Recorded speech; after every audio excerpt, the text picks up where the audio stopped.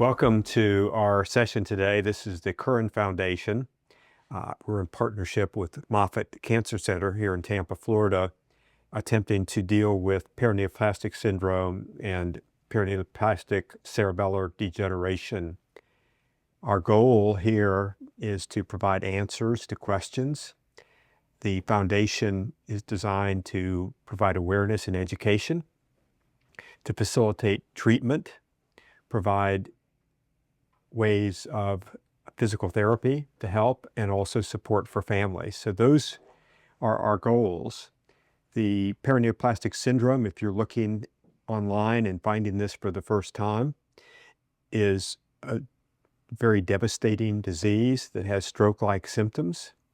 And I assume that those of you watching may have just heard that there's a diagnosis of paraneoplastic syndrome, or maybe you're just looking because you're experiencing or a loved one experiencing stroke-like symptoms, balance issues or ataxia, slurring, eye-hand coordination, swallowing. Those could be elements of a stroke, but if a stroke is ruled out, then one of the potential causes is paraneoplastic syndrome. We're delighted to have one of the foremost experts in the world here, Dr. Honnorat, to talk to us about these issues and what's going on with research and development. So one of my fellow board members, Ashlie Teeling, is going to do a question and answer. But first of all, just welcome Dr. Honnorat. Would you just tell us a little bit about yourself? No, thank you. Thank you for your invitation. So I'm from Lyon in France. I work on paraneoplastic neurological syndromes for more than 30 years. I was very interested by this disease, but first I grew up to have both two hobbies. Not hobbies, it's my work, but medicine and research. So I would like to understand the mechanisms of the disease and what are exactly the truth of these mechanisms. And so I started very soon in my medical study to work on paraneoplastic neurological syndrome, because I thought that it was a very interesting disease, even if it was rare. Describe your facilities and the number of people you have working with you in Lyon on this issue. Oh, it's a big center because 30 years of history. We growth and growth. I think that we are now around between 30 and 40 people to collect the data and the samples of the patient with paraneoplastic syndromes. And we obtained to be the referral center in France. And so we organized with coordination in Lyon to take care of all the patients around France, with a network to be in contact with all the physicians that supposed to have a patient with paraneoplastic syndromes, and after that to follow the patient and the physicians to treat the different patients. And it's why we are a lot of people in Lyon. It's one part to take care of the patient, to diagnose correctly the patient, but also to initiate some research on this topic. And so I have a researcher, PhD, postdoc to work on different aspects of the mechanism of the disease. We're so glad that you have that and are collaborating with so many institutions in the United States as well, and creating this worldwide database. There's two main thoughts of our organization that I'd like you to comment on. Ashlie may also touch on these, but I think it bears repeating. one of our sayings that deals with this is time is brain. Could you, what does that have to do? How important is time in treatment of paraneoplastic syndrome and underlying cancer? It's very important. First, what's a paraneoplastic neurological syndrome? In fact, it's an autoimmune disease. So it's an abnormal activation of the immune system that abnormally recognizes the brain as abnormal. And so the cells, the immune cells, will destroy the brain because they suppose that it's tumor cells. And why? Because the patient develops a tumor, and when he develops the first tumor cells, he expresses something that is normally expressed by the brain, and the immune cell will recognize these things as abnormal to destroy the tumor cells. And so the immune system is so activated that it will destroy both the tumor cells and the brain. And so it's very important to stop this activation. And it's Chinese brain, because the immune system will be able to destroy the neurons, to kill the neurons, and we have no possibility to redevelop new neurons. And so it's why it's important to stop the immune reaction, and to stop the immune reaction, we need to remove the tumor and to use some particular treatment to modify the activation of the immune system. So that would be an oncologist surgeon that would generally remove the tumor? Yeah, it's a multidisciplinary organization to take care of the patient. It's very important to have neurologists to do the diagnosis, oncologists to identify the tumor, surgeon to remove or at least have biopsy of the tumor, radiologist to help to the identification and the localization of the tumor, pathologist to do the right diagnosis, and it's all this team must be stimulate at the same times and very quickly to be able to propose as soon as possible the right treatment to the patients. Well, thank you. I'm going to turn this over to Ashlie to finish up on the questions. For those of you watching, though, if you've seen a primary care physician who's not been able to predict what causes these stroke-like symptoms, make sure you try to see a neurologist to rule out other potential causes such as a stroke. And with the neurologist, part of this team, as Dr. Honnorat mentioned, then make sure you've got the tests done and the oncologists on board to investigate that. So if you're listening and puzzled, concerned as to what to do, those would be our suggestions. You were just describing to us that paraneoplastic syndromes, and in particular, can you recap the fact that it's not just one condition, but two things happening simultaneously? Yeah, it's a very important point that it's a panel of different, not disease, because all of them are paraneoplastic neurological syndromes, but you may have different kind of neurological symptoms and different kind of tumors that are responsible of paraneoplastic neurological syndromes. So you may have involvement of all the neurological system, cerebellum, temporal lobe, cognitive function, peripheral nerve may be involved in different kind of paraneoplastic syndromes.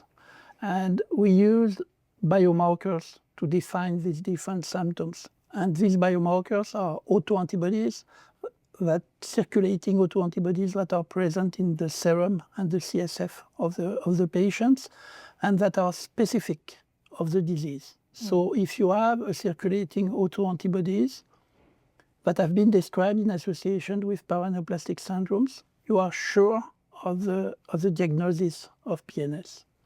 And so sometimes you may have patients with cerebellar degeneration, sometimes patients with epilepsy or cognitive dysfunction, and sometimes patients with pure sensory neuropathy. And all these different symptoms are associated with particular autoantibodies.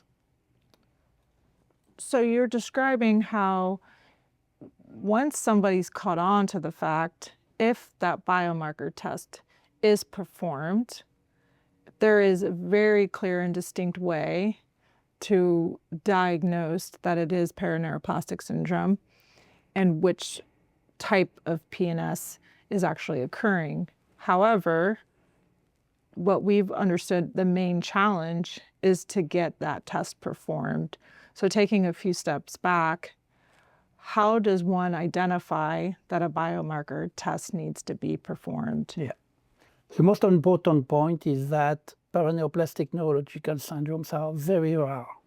So as it's not frequent, it's not the first diagnostic that you have to think.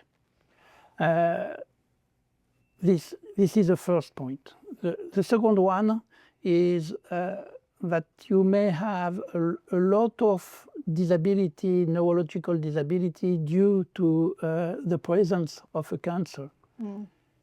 Paraneoplastic is not the only diagnosis. So it's an elimination diagnosis. You have to look at if there is no more frequent cause that can explain the symptoms. For example, if you develop a cerebellar ataxia, the first examination will be the brain MRI. If the brain MRI is normal, you already eliminated a lot of diagnoses. For example, stroke that we discussed will be eliminated. By the brain MRI. After that, if the brain MRI is normal, it's important to do a lumbar puncture to analyze the cerebrospinal fluid. If there is inflammation in the cerebrospinal fluid, it's a first clue to think that it could be paraneoplastic. And so it suggests to test the presence or not of autoantibodies that could to do the diagnosis and to research a potential tumors. Okay. So let's say a hypothetical patient presents maybe in the ER or primary care practice. The doctor's ruled out a more probable diagnosis for the patient. What is that next step? What are the triggers to get a referral or something for, lumbar puncture, CSF? Who is the right provider to perform those tests? Two important particularities of paraneoplastic syndromes. First is subacute and rapidly debilitating for the patients. And so it's clear for all the physicians that it must be an emergency to do the diagnosis. And secondly, if all the biological and radiological examination are normal without particular clues, you will have to perform the lumbar puncture. And so for this, only few hours or 1 day is necessary to think that you have to push the examination and to perform the lumbar puncture. I think the thing we want to get across to the audience is the urgency. So from a diagnosis perspective, the deterioration is happening so rapidly with permanent, perhaps, effects for the patient that the emergency and the urgency to get the diagnosis is so critical. So if they're able to find someone that will perform those next sets of tests, what does that look like within the confines of a hospital or ER? The puncture occurs, and then a certain test has to be done. So speak to the biomarker test and how that is very much a pathway to the diagnosis even of the cancer. Yeah, it's why it's very important to see as quickly as possible a neurologist that will be able to examine the patients and to think about the different type of hypotheses and to propose the right test to diagnose the patient. So you practice in France, and we're here with an audience in the U.S. What would you say, perhaps percentage-wise, a neurologist's understanding of PNS are most fairly familiar? Yeah, we have a lot of teaching course to explain to the neurologist, and with the organization of the network, we have some different centers able to take care of the patients. And now, in less than 8 days, we are able to do correctly the diagnosis and to propose the first treatment of the patients. I have something that I've not clearly specified, is that in more than 80% of cases, the disease will start by the neurological symptoms. Before we will be able to know that there is a cancer in this patient. And this is important. The first door to start the disease is the neurological symptoms. That's a great point. I think one of the silver linings of PNS presenting is the autoimmune response to trying to take care of the cancer within the body, is that it can lead to an early diagnosis of a cancer. So perhaps instead of stage 4 ovarian cancer, when the neurological symptoms present really early on in the tumor, or when it's occurring in the body, it can really be an early detection if properly diagnosed. And so kind of speaking to the diagnosis, what does the course of care, what is the path line, or what would we like to see the guideline be for treatment of someone that has cancer that perhaps is early stage, and the normal guideline would be monitoring or perhaps a surgery 2 to 3 months out. But because of PNS, how does that alter the recommendation for treatment? The recommendation is to try to find the tumor as soon as possible. So in the first 8 or 15 days after the onset of the neurological symptoms. And to do that, there is 2 important steps. The first one is to identify a right biomarker, and so to look at for the presence of autoantibodies in the serum and the CSF of the patients, and to be sure of the results of the biological analysis. And for that, most of the time, it's better to have a test in a reference center and somewhere that are a long habituation to identify the autoantibodies, because as they are very, very rare, it's between 1 and 3 person per million inhabitants per year. So it's very, very rare, and you must have a biologist that will be able to really diagnose and use different tests to be sure of the positivity. Okay, so if a patient has been diagnosed with PNS and they're looking to, there's pretty much a clear pathway to what the cancer is that's associated with that antigen. It sounds like from what you're saying, it really escalates the need to go, to your point earlier, to a multidisciplinary center. Perhaps here in Florida, we have Moffitt or Mayo.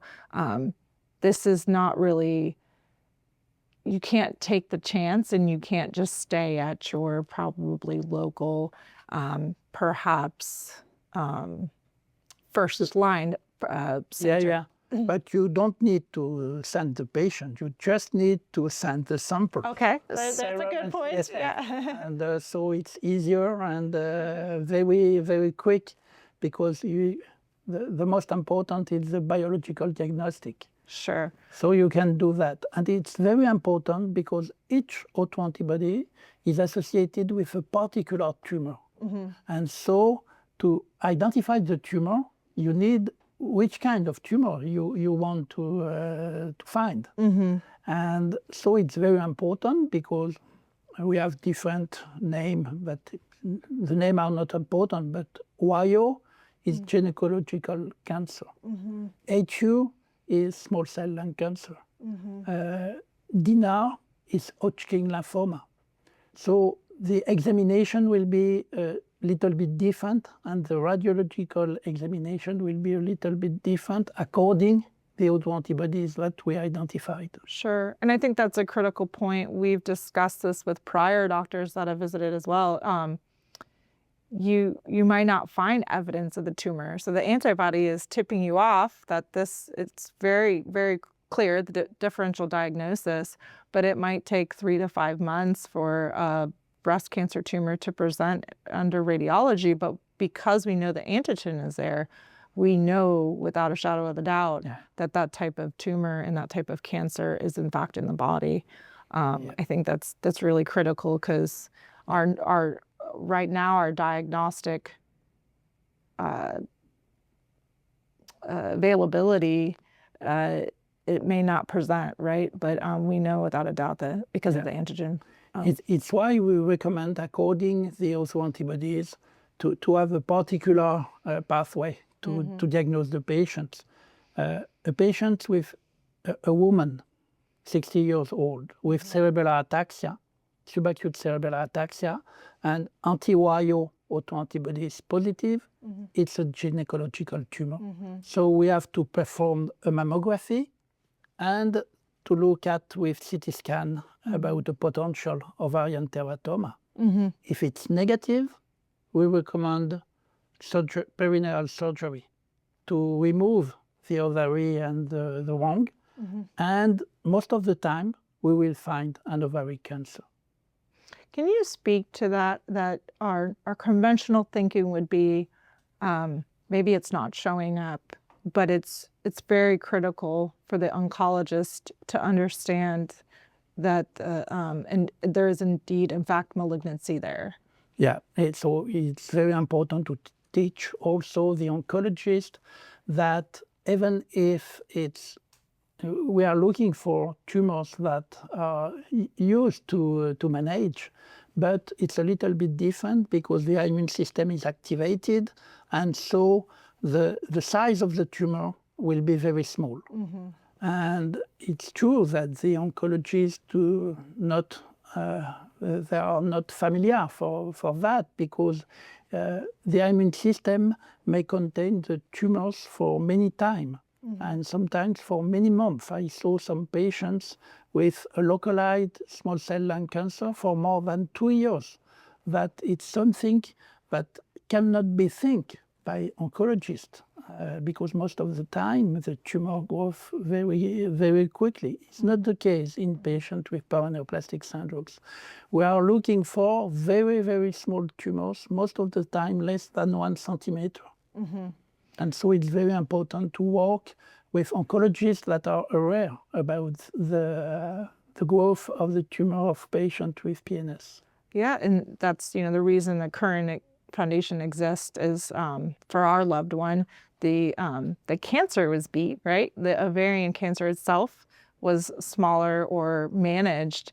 It's the fact that the cancer presents with the PNS, the autoimmune response, and the immune attack is the devastating part. So it's not the cancer that gets you, it's the effects on the neurological system. So based on that, how does one effectively put together a care plan or a plan of action to address the cancer and also the neurological, what's the immune response? Yeah, we have to treat both in the same time. So to propose some treatment to block the immune reaction and to propose treatment to remove the tumor and to cure the patients from the tumor. And both must be done in the same time. So can you emphasize the importance of timing? It's really, really important. And so it's true that sometimes, depending where the first symptom appear and the hospital, the ability of the patient to diagnose PNS, but it's why it's very important to refer to reference center to discuss about the management of the patients and to accelerate and stimulate everybody to take care of the patients as soon as possible. To diagnose correctly, to identify the tumor, to propose a plan of treatment, and to expect to block the immune reaction that it's true is the most devastating. The real problem is not the growing of the tumor, but the immune reaction. Yeah, I think that's the part, having been educated on this particular disease, is that the conventional thought would be, okay, it's early stage cancer, but you have to think differently, and you have to, the oncologist, along with the rest of the team, has to approach this very differently because of the comorbidity with PNS. And so we've talked a little bit about treatment, so surgery for what's the tumor, but speak to the types of existing immunotherapies or rituximab, and are those effective, or do we need new innovative therapeutics? So it's a very important point. First, we progressed a lot in the last 10 years to identify two kinds of paraneoplastic neurological syndromes. The older, described in the 80s, was associated with autoantibodies that are in patients with neuronal death. And so the symptoms are due to the immune attack and the neuronal death. But for 10 years, we identified some patients with neuronal blockage. So the autoantibodies are present, but they recognize something and may act directly on the receptors and provoke a blockage of the neurons. In this case, you may act with immune modulatory treatment to remove the autoantibodies, to remove the immune reaction, and to have a normal function of the patients. And so it's very important to identify the autoantibodies, to know exactly the mechanism, and to propose the immune treatment. In case of neuronal death, we just are able to block the immune reaction and to stop the attack against the neurons. So the improvement of the patient will be more difficult. In case of blockage, if you are able to kill the plasmacytes that produce the immunoglobulins, you may have a complete recovery of the patients. So it's very important to have the right diagnosis and to propose the right treatment. I've probably gotten in out of my league here. So this is a very complicated condition, and the course of treatment is also equally complicated. So where does someone find, I mean, what exists now to help select the right therapy? The immunotherapy. So we have different kinds of immunotherapy. We have immunoglobulins, we have corticosteroids, we have chemotherapy that can act on the T and B lymphocytes and to decrease the immune reaction. And we also now have targeted therapy to block specifically some immune component able to active the immune system, and CAR T cells that could be developed for some patients. But our main problem to identify the right treatment for the right patients is the rarity of the disease. It's very, very difficult to develop clinical trial to prove the efficiency of each therapy. So we test some therapies we call first line, second line. So first line, corticosteroids, plasmapheresis, immunoglobulins are proposed. We used also rituximab and some drugs to destroy the CD20 lymphocytes that will produce the autoantibodies. But it's not so efficient in all the paraneoplastic syndromes. So given the emphasis we've discussed on timing, what would your thoughts be on choosing first-line therapies versus accelerating to second-line therapies, given the risk-reward there? The first line can be proposed during the time of you are looking for the tumor, for example, to try to be efficient very quickly on the immune system. Okay. Do you think, would it be fair to say there is a lot of progress to be made to refine the treatments that are available? The most important is to do research to understand exactly the mechanisms of the immune activation in patients. And so we progressed a lot in the last years to identify first which kind of tumors can provoke the paraneoplastic neurological syndromes.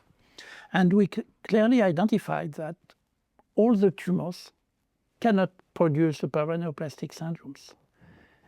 In each case, it's a particular tumor that will provoke the immune breakdown and the immune activation that will lead to the paraneoplastic syndromes. And so we progressed and we identified different abnormalities, the tumors that are very rare and that will be able to provoke the immune activation. So it's a first step of study to understand what are the specificities of the tumors. But it's only the first step to be able to activate the immune system. But after that, you need another activation to provoke the neurological symptoms. And we have to understand exactly what are the immune cells that are involved, how to block these immune cells. And we started some research to look at exactly which kind of immune cells are present in the brain of the patients, how they are activated, but by which kind of molecules. And so we have some medication to be used to block the activation of these immune cells. And it will be the near future to propose some personalized treatment to the patients according to the exact activation of the immune cells. Well, we are look forward to where that progress can go. And I do want to ask some questions on the existing research you've done. I'm familiar with your background, having wanted to bring you here looking at your CB. So we'll take a short break, but would just want to hear the updates on the research that you've already conducted, particularly for 8 years in France, as you shared with us last night. Yeah, we have different, in fact, simple questions. The first question is why a regular tumor, such as ovarian cancer or small cell lung cancer, will provoke paraneoplastic syndromes, but in less than 0.01% of cases. And why a specific tumor will provoke a PNS and the other patients with the same tumors have no PNS. So it's important to understand what's the trigger of the disease. And so we started this work, and now we better understand what's happened. It's because it looked like the same tumor, But in fact, it's not. It's a tumor with different chromosomal abnormalities, with different expression of some proteins, and it's very specific. And these events are very rare in the oncogenesis of the tumor. So this kind of research are very important to understand the relationship between tumor cells and immune cells. And you know that immunotherapy is a way of treatment of cancer that is very important, and paraneoplastic syndromes are an excellent model to understand how to use immunotherapy in the treatment of cancer. Excellent. So it's the first way of research. The other that is the most important for the patients is to understand the neurological disease and what's happened and what are the relationship between the immune cells and the neurons, and what are the mechanisms of the neuronal death or the neuronal blockage. For that, we need to identify exactly the immune cells in the brain, to characterize them and to understand how they are able to kill the neurons, and what are the message and the discussion of the immune cells in the brain to provoke the neuronal death. For those of us not familiar, can you give a summary of what the immune system or the in the brain, what does that look like? What exists? What is the immune system and what are... In the brain, or particular in to the brain. In the brain or everywhere, in fact, you have different kind of cells that are able to recognize something that is stranger and not something of yourself. And when they recognize something like that, there is secretion, hormonal secretion to activate the cell, to stimulate, to have new cells, new immune cells that will arrive to destroy the abnormal cells. And this is highly specific because you must destroy the structure, but not the normal tissue, or you will destroy everything. And so there is a lot of control pathways that are necessary to be able to have something very specific, a specific reaction that will be stopped after the destruction of the structure. Understood. And you brought up CAR T immune therapy. So what is the specificity in CAR T therapy? The CAR T therapy will be directed against directly against the lymphocytes that are activated against some specific target. And so we have to know exactly the nature and the target to be able to propose new therapy. It's why it's so important to have the immune cells that are in the brain of the patients, to analyze them, and to understand how they are able to regulate the immune reaction. So for myself as a layperson, we're familiar. Historically there was chemotherapy and radiation, and now immunotherapy is recommended for certain, is approved in the U.S., FDA approved for certain types of cancer. For instance, small cell lung cancer, which does correlate with PNS. So is there a hypothesis that perhaps with using immunotherapy or checkpoint inhibitors, that there would be an uptick in presentation of PNS, or is that in fact not the case? No, it's the case. Okay. In fact, if you used immunotherapy, you will deliver the ability of all the lymphocytes to be active. And so if you have some lymphocytes that are directed against yourself, you will provoke an autoimmune disease. And using immunotherapy, we observed some neurological symptoms that look like PNS in 1 to 3% of the case. And we have to manage them like paraneoplastic syndromes. Interesting. So, there is, although still rare, there is some correlation amongst the types of cancers that present with PNS, and then adding in the fact that immunotherapy, there's some incidence there, perhaps more research to be done. You've discussed your research. Can you explain or summarize what you've done in the field with small cell lung cancer, looking at incidence across 22 centers and I believe 11 countries, through your research that you've done in France? Kind of speak to the presentation of PNS, what statistically, what percentage did occurred, and what were your takeaways from that research? We have different way of research. Epidemiological study to identify correctly the patients and to describe the clinical presentation of the patients and how to improve the management of these patients. Clearly, it's a very, very rare disease. So according the different autoantibodies that we described, sometimes in France with 66 million inhabitants, sometimes it's 1 to 3 patients per year with a particular autoantibodies, and the most frequent is around 50 patients per year.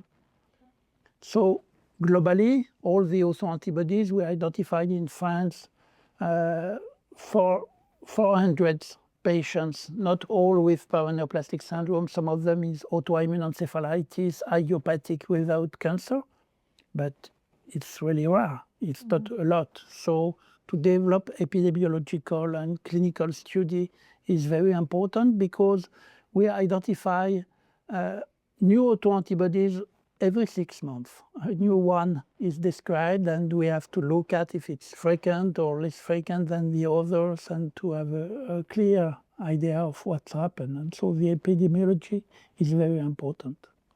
So this is 2025, May 1st of 2025. What would you say are the number of identified antibodies? I think that it's underdiagnosed. There's many unidentified right now. Yeah. Okay. Yeah, I think that at least half of the patients are not correctly diagnosed. Interesting. So where is the future of this testing? Where is the future of this field? To clearly identify new autoantibodies, new biomarkers, and to teach the physicians how to recognize the different kind of patients and how to improve our ability to test the patients. So if there was someone out there listening to this, perhaps an oncologist or a neurologist, what could they do to help progress in this field? Is there any existing clinical trials, or what does that look like? There is no clinical trials, and so I think that the network is the most important. If you are physicians in one way and you have something that you don't know, it's necessary to refer to other centers and to not hesitate to send the patients or the biological samples and to discuss with people who are more specialized of that. I think that it's very important because we now are able to treat frequent disease, and it's better to be treated close to your home.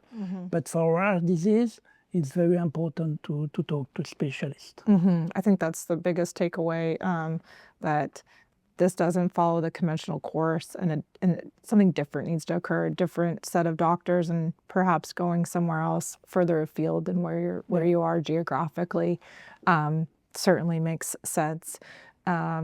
Is there anything else that you want to share with the audience, or anything you think we've left out? Yeah, so the clinical research, but the basic research is very important, and we have to understand the mechanisms. And now we have access to molecular study to understand exactly what's happened at the cellular and molecular level, and all the tools are available. The most important is to collect the patient samples. And for that, a network is essential. For example, we are working on brain cells of patients. We used CSF to obtain the immune cells of the patients.